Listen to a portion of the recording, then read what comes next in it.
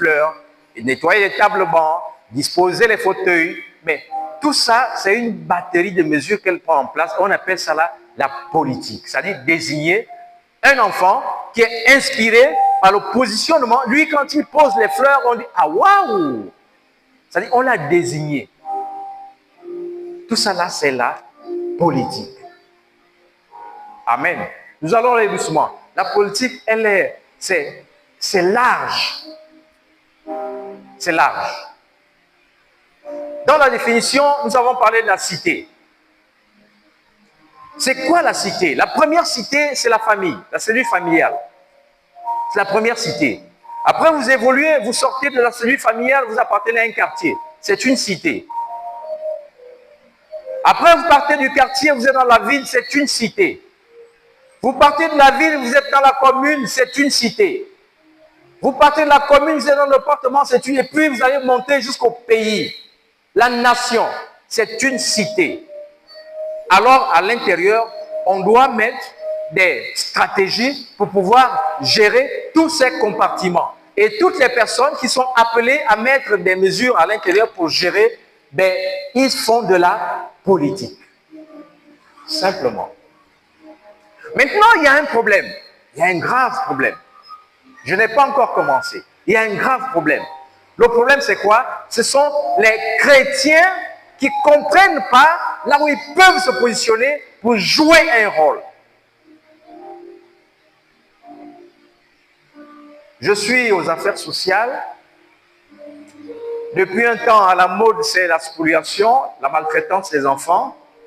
Même lorsque le service organise un séminaire pour informer les gens disent que ah, moi je suis chrétien, je m'en vais au culte. C'est de la politique. Mais non, madame. Mais non, monsieur. On te donne des éléments pour pouvoir être opérationnel dans ta cité, c'est-à-dire dans ta famille. En cas de, si tu es un enfant de cette famille-là, que ton père est décédé, on te donne là des informations pour pouvoir te défendre. C'est cela la politique. Savoir réclamer ses droits, c'est aussi de la politique.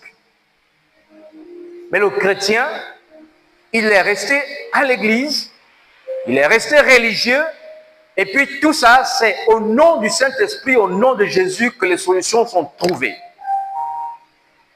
Et écoutez leur prière. Comme disait l'homme de Dieu, on ne connaît pas Jésus.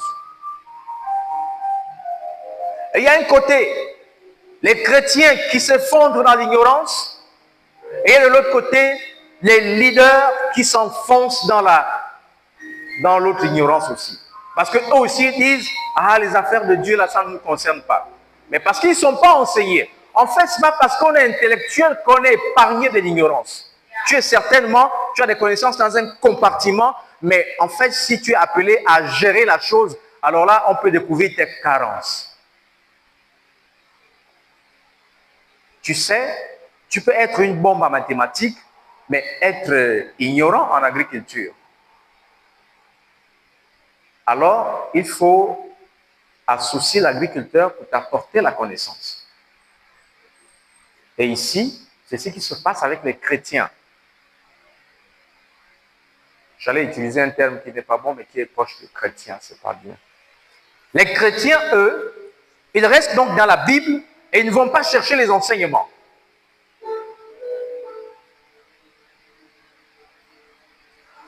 Les leaders en haut là-bas disent que à l'église, il n'y a rien, il n'y a rien à prendre là-bas. Mais ce qu'ils ont ignoré, c'est que l'Esprit de Dieu apporte des révélations pour les grands problèmes. Et nous allons le voir tout à l'heure. Je mets d'abord pause. Je veux qu'on lise d'abord quelque chose. Je veux qu'on prenne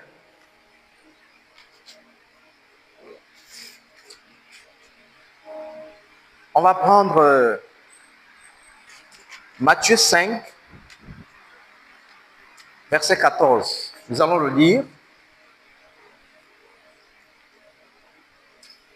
Et qu'une autre personne prenne Romains 8, verset 19.